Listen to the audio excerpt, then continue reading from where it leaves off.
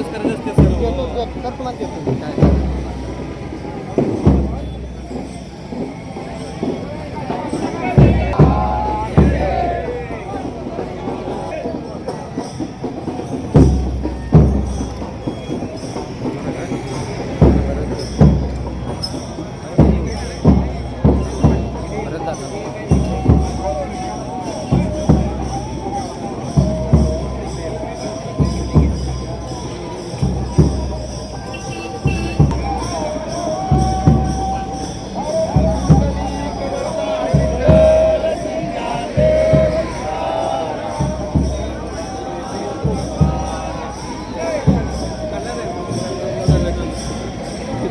काय हे पालखी मस्त झालं बघा.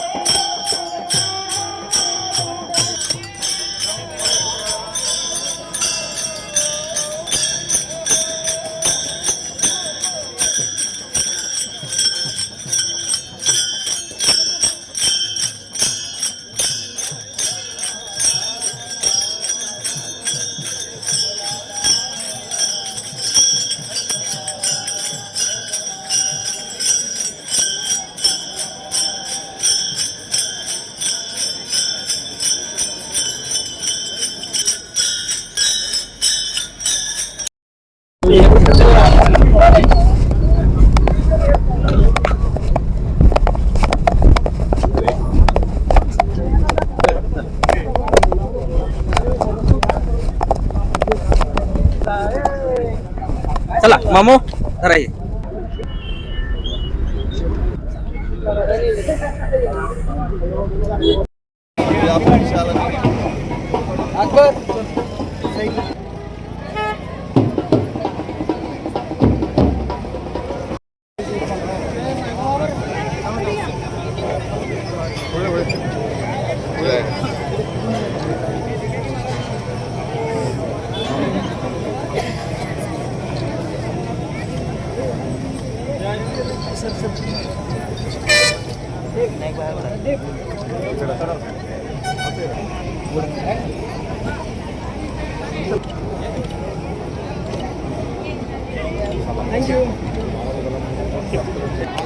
इकडे बघा साहेब, इकडे इकडे इकडे उभा राहा.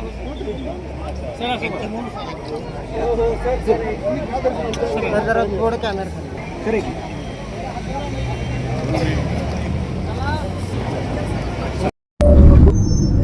सर, आज संत गजानन महाराजांच्या पालखीचं सोलापूर जिल्ह्यामध्ये आगमन झालेलं आहे.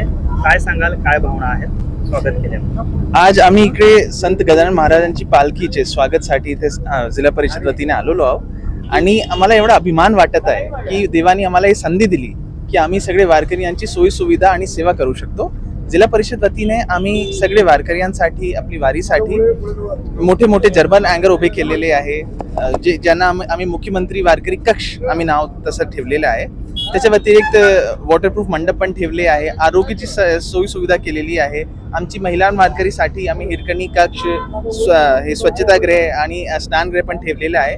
याच्या व्यतिरिक्त आम्ही फूट मसाजर्स आणि आरोग्य सेवामध्ये पण आम्ही ICU बेड्स पण ठेवलेले आहे. याच्या व्यतिरिक्त संध्याकाळी जिथे मुक्काम होईल तिथे आम्ही भक्ती संध्याचं पण आयोजन केलेलं आहे, जेणेकरून आपले वारकरी यांना असं वाटेल की सोलापूरमध्ये येताना त्यांना सगळी सोयीसुविधा आणि जे त्यांची सेवा आहे ते आम्ही करत आहोत इकडे. संत गजानन महाराजांच्या पालखीचं स्वागत झालेलं आहे. पायी दिंडी आलेली आहे. जवळपास 750 किलोमीटरचा प्रवास जो आहे तो या पालखीचा असतो आणि जाताना देखील पालखी पायी जाते. दरवर्षी आपण संपत्नी घेतली. काय सांगाल? खरं तर गजानन महाराजांच्या पालखीने ही आमची भूमी पावन होते. प्रतिवर्षी विठू माऊलींचं दर्शन घेण्यासाठी शेकडो किलोमीटर अंतर पार करून जे वारकरी दर्शनला येतात, या सगळ्यांच्या सोलापूरच्या भूमीत आज मी असेल, माननीय शिवसाहेब असतील, आम्ही आज सगळे स्वागत केलेलं आहे. आणि खरोखर गजानन महाराजांच्या पालखीचं दर्शन घेऊन आम्ही सगळे धन्य झालो. वारकऱ्यांचं स्वागत करण्याचं भाग्य आम्हाला लाभलं. आम्ही सगळे नशीबवान आहोत.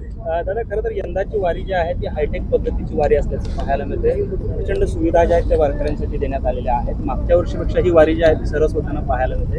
काय सांगाल? काय भाव?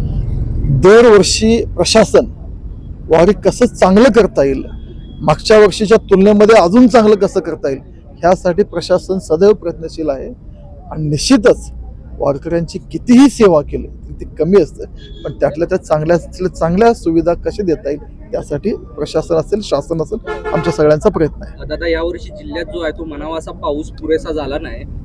पांडुरंगा चरणी किंवा गजानन आमच्या सगळ्यांचं पांडुरंगाच्या चरणी, गजानन महाराजांच्या चरणी हेच आहे की जे वरुण राजाने रुसवा यावेळी बळीराजावर दिलेला आहे तो कुठंतरी कमी होऊन वरुण राजा आम्हा सगळ्यांना प्रसन्न व्हावं आणि शेतकऱ्यांना, बळीराजांना दिलासा द्यावं अशी प्रार्थना आमची विठू माऊलींच्या चरणी आणि गजानन महाराजांच्या चरणी आहे.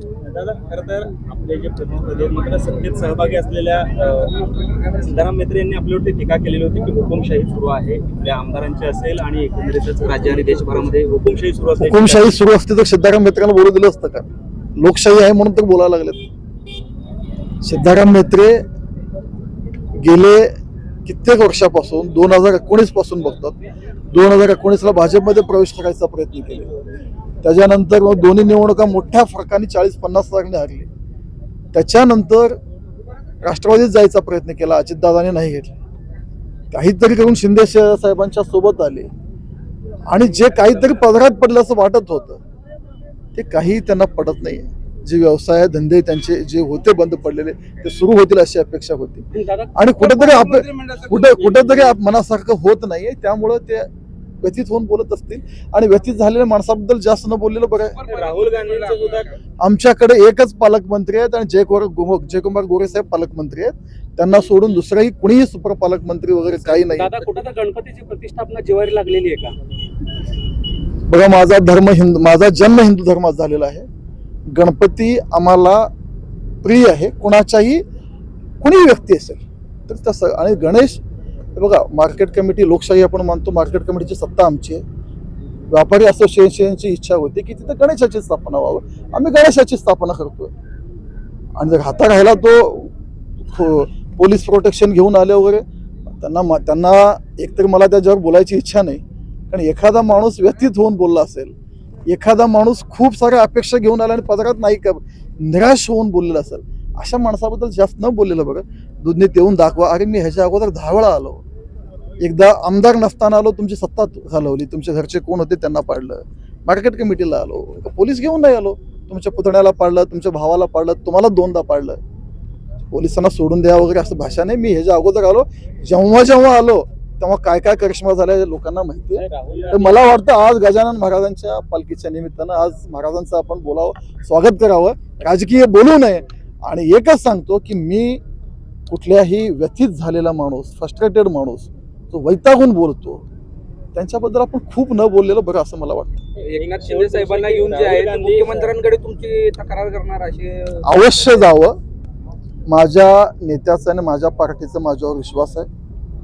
मला कोणी चॅलेंज करत असेल तर मला त्यांना आवर्जून सांगायचं आहे, मी, माझी जनता, माझा नेता आणि माझी पार्टी ह्या तिघांच्या व्यतिरिक्त अशा रोज 56 जे सापडतात त्यांना मी भीक घालत नाही, महत्त्व देत नाही. मी या तिघांच्या प्रती उत्तरदायी आहे. जनता, माझा नेता आणि माझी पार्टी, आणि तेवढ्यांच्या पुरतं मी निश्चित सजग आहे. त्या लोकांच्या बाबतीत पार्टी, राजकारण, समाजकारण या बाबतीत मी खूप सावध असतो, कधी चुका होऊ देत नाही. विरोधक म्हणून जर कोणी धमकी देत असेल अशा धमक्यांना मी भीक घालत नसतो. दादा शुभेच्छा.